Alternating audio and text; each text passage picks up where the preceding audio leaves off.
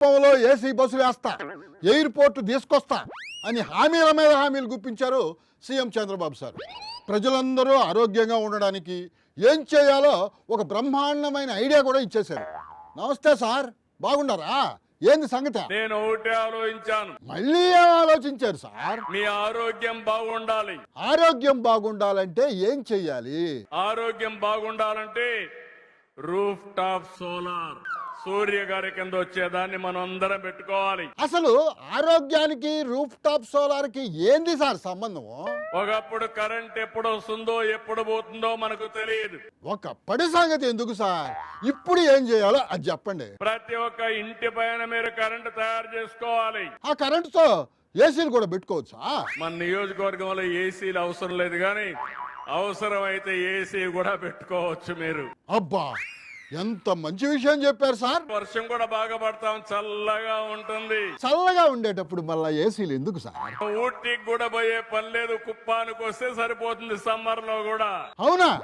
అంటే కుప్పం ఇక నుంచి ఆంధ్ర ఊటీ అన్నమాట.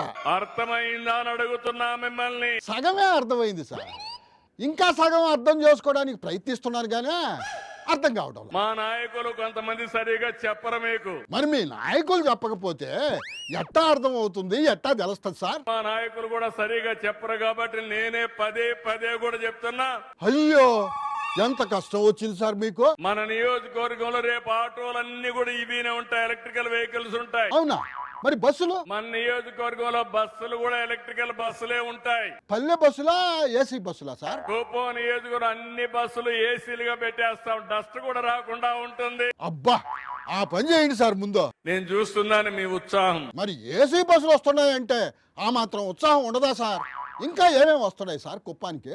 ఎయిర్పోర్ట్ కుప్పానికి వస్తుంది, ఇక్కడి నుంచి ఫ్లైట్ లో పోవచ్చు అంటే ముఖాలన్నీ కళకళలాడిపోయినాయి.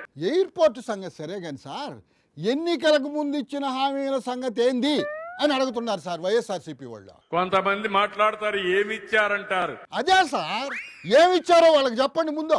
ఏం తమ్ముళ్ళు, మీ ఇంటికి పెద్దన్న మారిగా ఉన్నా పెద్ద కొడుకు మారిగా ఉండి సేవలు అందిస్తా అవునా కాదా అని అడుగుతున్నా మిమ్మల్ని. అది అంతా కాదు సార్, మీరు అందిస్తున్న సేవలేందో మీ తమ్ముళ్ళకి చెప్పండి. ఎవరైనా సరే 4,000 రూపాయలు పింఛన్ ఇస్తున్నారా అని అడుగుతున్నా మిమ్మల్ని. సార్ అటు చూడండి ఒకసారి. అరే, మీ తాత సంపాదించిన ముళ్ళ ఇంటి నువ్వేం ఇవ్వడానికి? మీ తాత సంపాదించిన ముళ్ళ ఇది. ప్రజలు కష్టపడి కట్టిన ట్యాక్స్ నుంచి వచ్చిన డబ్బు. సార్ చూశారు కదా, అది సంగతి.